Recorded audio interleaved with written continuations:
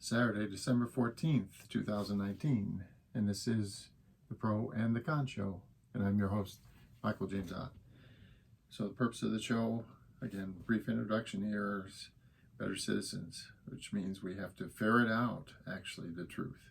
And what is the truth? Well, it's the factual stuff, the who, the what, the where, and the when.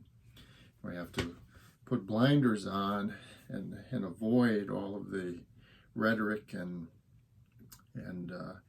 innuendo and forecast and prophecy and bias from all the opinion stuff that comes at us. Remember, the news cycle, really the facts occupy 30 minutes, an hour at most, 15 minutes.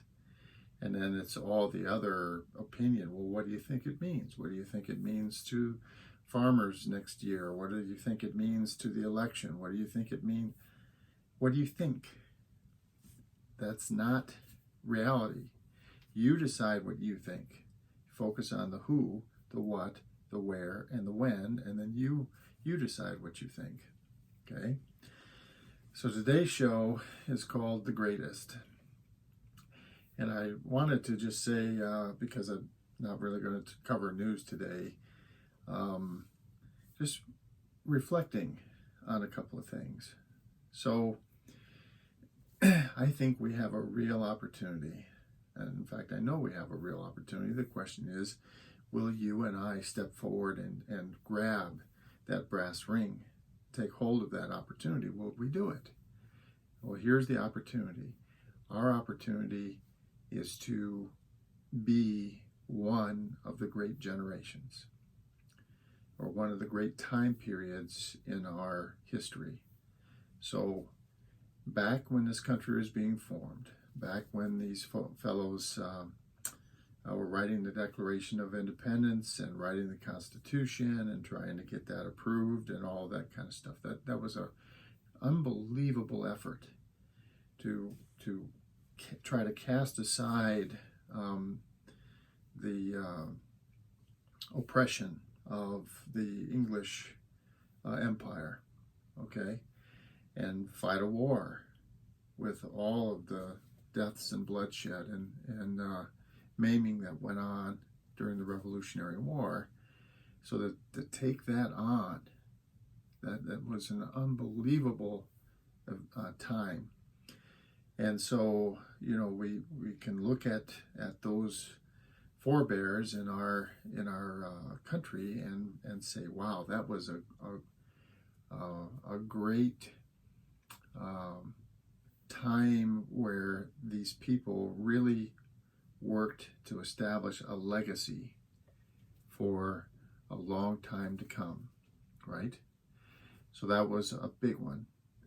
Now, another big one was World War II. So there was this massive attempt by a handful of dictators to take over the world, to militarily oppress the entire world and take them into an entire, a singular empire underneath the so-called Axis powers back in the day. And the United States and the British, and to a lesser extent the French and so on, fought back against this and step by step won that tremendous worldwide conflict. Millions and millions of people on the battlefield around the world, and hundreds of thousands of casualties and deaths, I think. But anyway, so another, if you think about American history, another tremendous time. In fact, Tom Brokaw wrote a book, he entitled it The Greatest Generation. So there is that time around the 1940s, and again, back around the late 1700s kind of thing, for the formation of our country. And now we have this opportunity to do this again, to really have a true legacy for us in this time, for all time forward. do people look at us and say, wow, look what they did? They recognized that there was a huge glaring fault in how we were governed. So a democracy in words, but not a democracy in practice. Okay? Not a democracy in practice. And if we can do this, we can establish what I've coined the citizen statesman. So this concept of analogous to jury duty. So you randomly select people who the vast majority of them have no component of their personalities who would be king, and we go through this sieve process where we look at these candidates and look at their histories and their temperaments and their capabilities and their skills and so on. And step by step, we use those attributes to decide, these people are initially randomly selected. Now we look at them, and step by step, these people, are more educated, have experience in leadership, have public speaking skills, so on and so forth, right? And okay, so these some number of these hundreds of initial candidates would kind of percolate up into a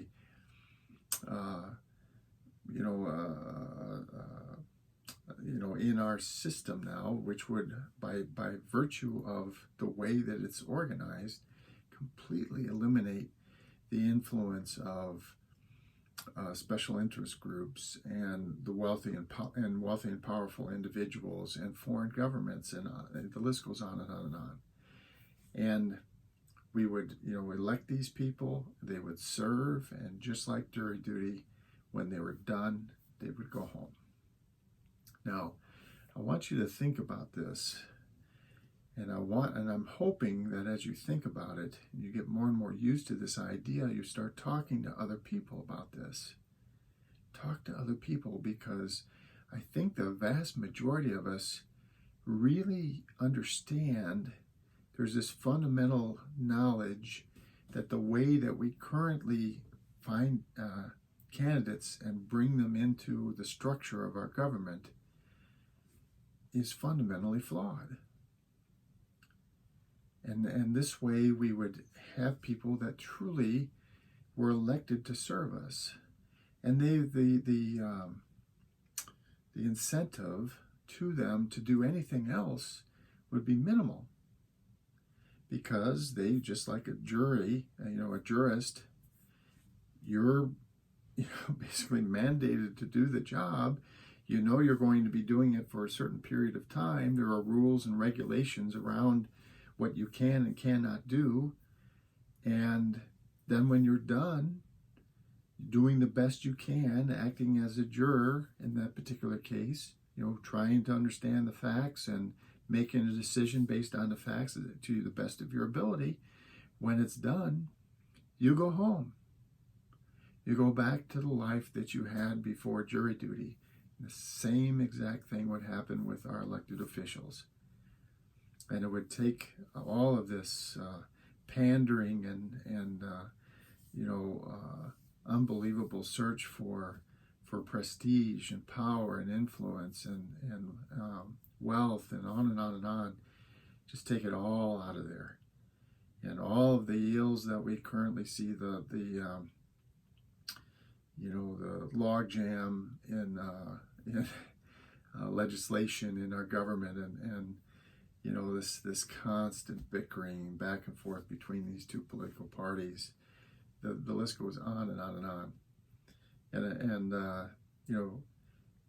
it's a great idea, and this whole thing where these political parties are really hurting us, this has been known for a long time. In fact, the first president of the United States, George Washington, two political parties had sprung up at the time that he was serving as president, and it was the fighting, the the vicious bickering between these two political parties. And Washington just said, I have nothing for this. And one of the main reasons why, even though he was asked repeatedly to serve yet again as President of the United States, he refused to do it. And one of the main reasons was political parties. We can do so much better, and we can be one of the great generations. We can be one of the great generations. Join me, join your neighbors, join your friends, join your co-workers. Let's do this. Let's do this. For the Pro and Con Show for Saturday, December 14th, this is Michael James Ott. Until the next show, bye for now.